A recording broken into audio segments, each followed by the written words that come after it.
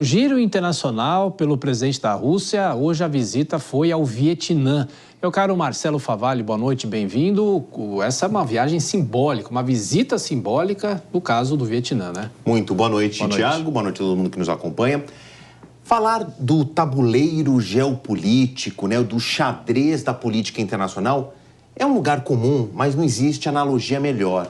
A gente tem que comparar o cenário internacional com o tabuleiro de xadrez, porque você olha, as peças estão espalhadas, mas elas pertencem a um jogo, e aí os movimentos, embora estejam desconectados num primeiro momento, estão todos juntos. E aí faz muito sentido se a gente olhar o que o Vladimir Putin está engajado numa guerra há mais de 2 anos, está fazendo um giro pelo Sudeste Asiático. Eu vou ter que recorrer a um mapa para todo mundo entender, que aparece aqui na tela, para a gente apresentar para todo mundo, deixar todo mundo na mesma página, o Vietnã. Talvez para muitos um desconhecido ou que salva na memória a guerra travada com os Estados Unidos. Mas eu começo pela atenção da posição geográfica. Está aqui ao sul da China. E a China já colocou uma enorme área de influência nessa parte do globo que a gente chama de Sudeste Asiático. Por quê? A China do século XXI quer deixar de ser aquele país que produz em série produtos de baixa qualidade, preço baixo, está migrando para um país que desenvolve produtos de alta tecnologia, de alto valor agregado e muito provavelmente vai terceirizar ou quarteirizar essa produção em massa para outros países. E aí o Vietnã entra nessa conta. Mas espera aí, a gente está falando da visita dos russos ao Vietnã. Bom, o Vietnã se recolocou na história depois da guerra. Tem aqui uma imagem que mostra essa guerra, que durou 20 anos, está no imaginário de todo mundo, é um dos marcos do século XX. Os Estados Unidos tiveram uma derrota acachapante no Vietnã. E está aqui Joe Biden com as lideranças vietnamitas, uma foto de 2023, e mais recentemente, agora, a visita de Vladimir Putin. Essas imagens dizem o seguinte: o Vietnã não tem briga com ninguém, recebe os americanos, os russos, aqueles que foram inimigos no passado e que voltaram a se estranhar mais recentemente. Isso é importante para o Vietnã? Muitíssimo. Mas a gente está falando de Rússia. Agora, para a gente entender uma visão mais ampliada, esse aqui é um gráfico, ó, os combustíveis fósseis que a Rússia deixou de exportar por causa da guerra e que teve as portas fechadas da Europa Ocidental, dos Estados Unidos, como retaliação ao governo de Vladimir Putin. Não é nenhuma coincidência. Espera que eu ampliei demais. Aqui a gente olhar, por exemplo, o quanto caiu a exportação por causa da guerra.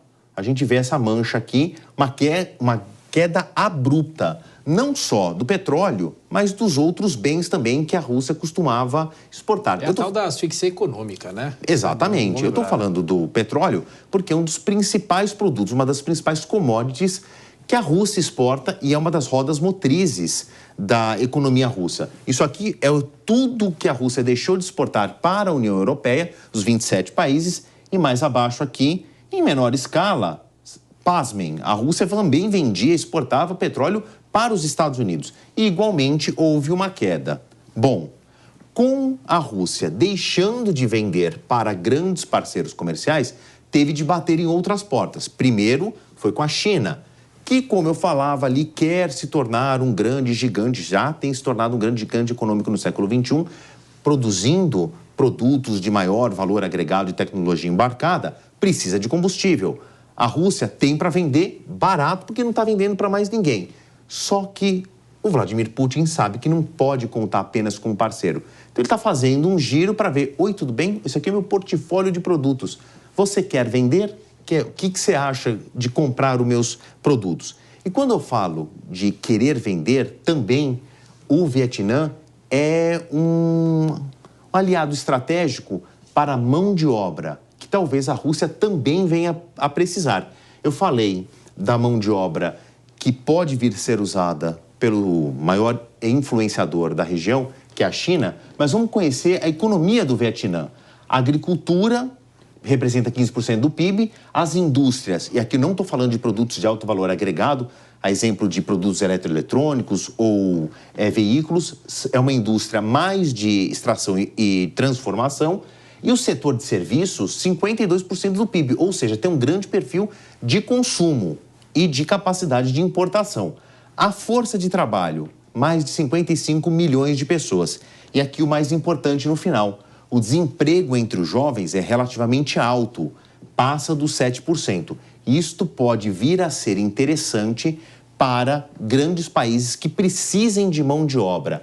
Como o Thiago Berrage falou de uma asfixia econômica, a saída de muitas empresas da Rússia, a Rússia pode vir buscar outros parceiros da região para tentar compor essa mão de obra. A China já tem suas bandeiras fincadas aqui nesse sudeste asiático. A Rússia está batendo em outras portas para ver se vende os seus produtos, amplia sua cartela de compradores e de exportador e deixa aqui uma porta aberta, deixa um ponto de conexão, caso precise aí também importar mão de obra, Thiago. O presidente da Rússia encerra a viagem ou ainda tem mais? Não, ele passa 2 dias, então ainda nesta quinta-feira a gente vai ouvir os desdobramentos dessa visita. Ele começou com a Coreia do Norte e aí tem a ver com armamento, porque a tecnologia soviética foi exportada para a Coreia do Norte ainda na década de 50, na guerra que dividiu a península, então até hoje eles têm tipo de armamento que pode ser reutilizado na guerra. Está faltando armamento na Rússia por causa dos mais de 2 anos de invasão. Ele foi deixar ali um aviso. Se precisar, Kim Jong-un, ditador da Coreia do Norte, eu venho buscar aqui os seus rifles, caso eles venham faltar para mim. Valeu, Favalli. Bom descanso para você. Um abraço. Até amanhã.